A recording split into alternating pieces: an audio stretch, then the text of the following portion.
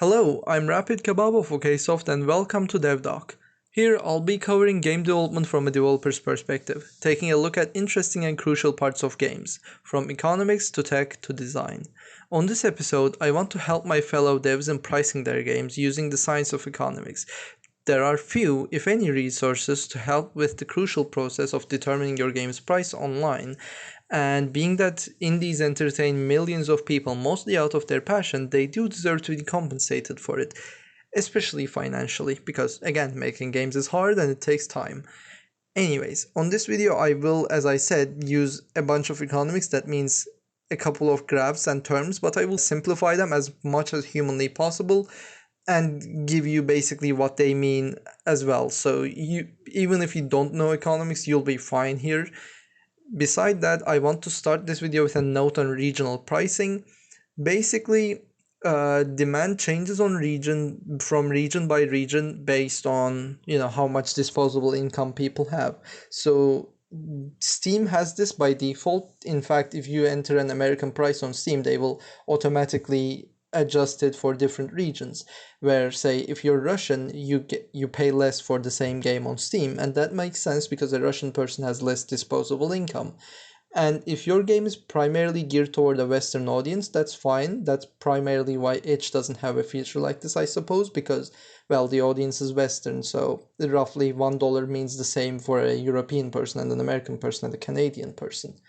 Anyways, so with that note out of the way, I will be getting into the video. By the way, the background gameplay is most probably Hollowhead, which is a great game made by fellow developer Rubeki. He is an amazing dude and the game is amazing. I wholeheartedly recommend the game. Anyways, so let's get right into it. First and foremost, we need to cover a market.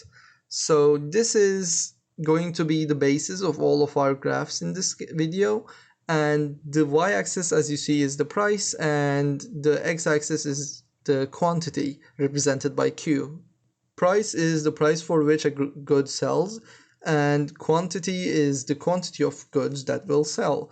As you see, there is an S and a D line on that graph, and those lines' intersection is the point at which the sales actually occur.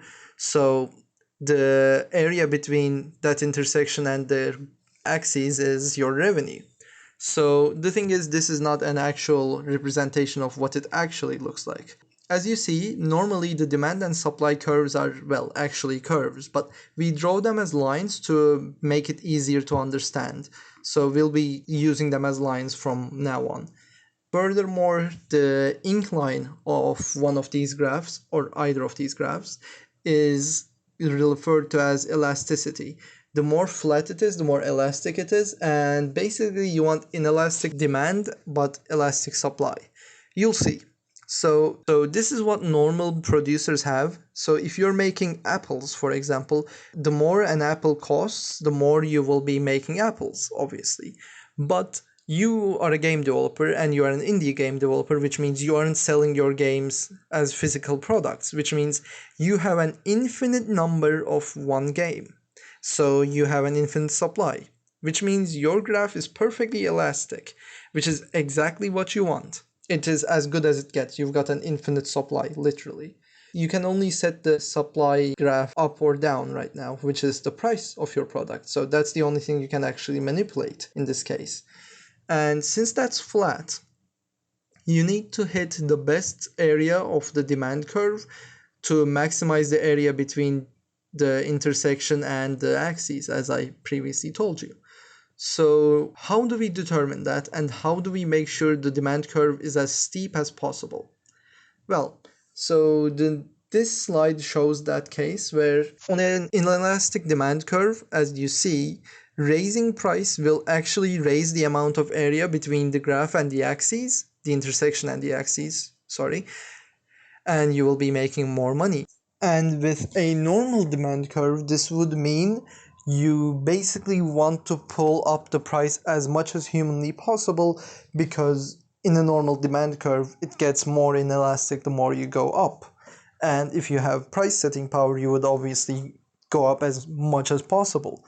The issue is, with video games, the demand curve is uniquely convex, where up until a certain point it is inelastic, and when you pass that point it becomes elastic. So there is an ideal price to be set for your game rather than just pull it up as much as humanly possible.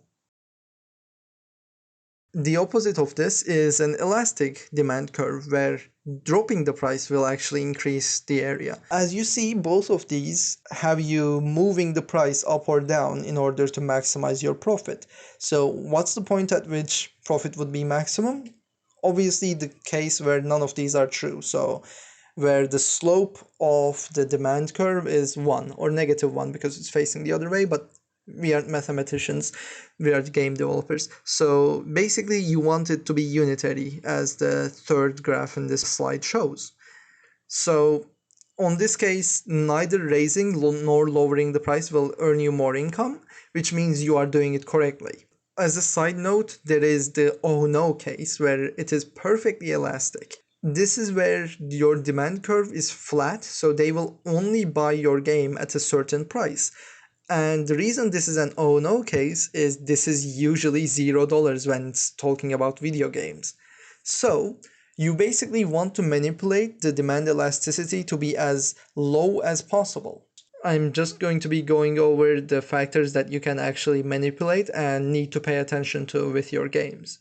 So first and foremost, there is substitutes. The substitutes is the number of alternatives and the similarity of your alternatives to your game. So if you are making a game that has been made before, you have a direct substitute for your game, and if it's very well known, your game basically won't even sell because of the oh no case happening, because you will basically flatten your demand curve. The way you can get around and manipulate the substitutes factor is with your creativity and marketing.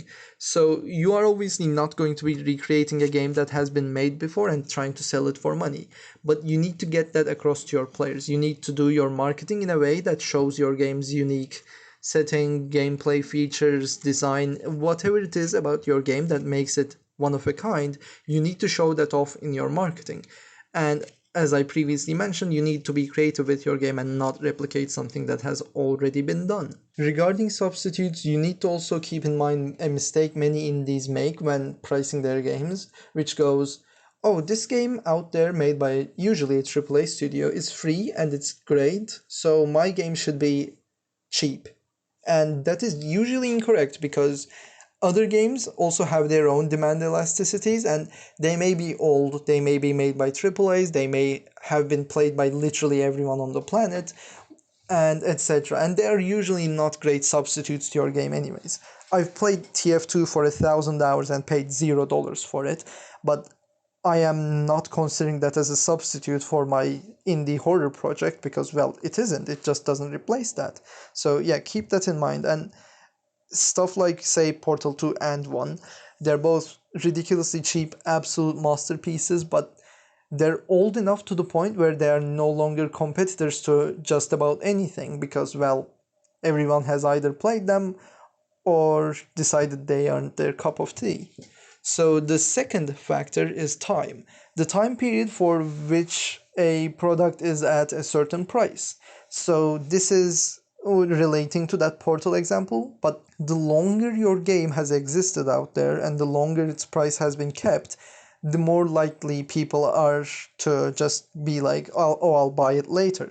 So this is where sales come into play, where for a limited time your game is cheaper, so your demand elasticity is actually getting steeper as your price goes down in this case, which is very advantageous. So keep in mind that sales are a thing and use them effectively. If your game was set for $4, the game would sell less than if it was set for $8 and at 50% off. So do keep that in mind, but price your games in a way that you can sell them without sales, obviously.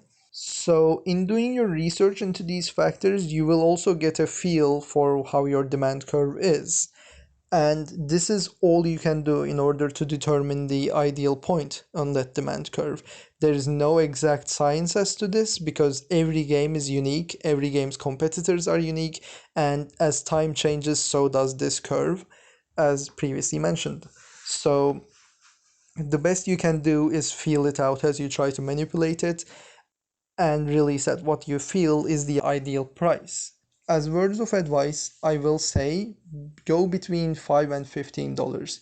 Above 15 is the discounted 1-year-old AAA area where you don't want to be because you're competing with the big dogs, and if your game isn't massively unique and well marketed or very niche, it's not going to do well in that price range.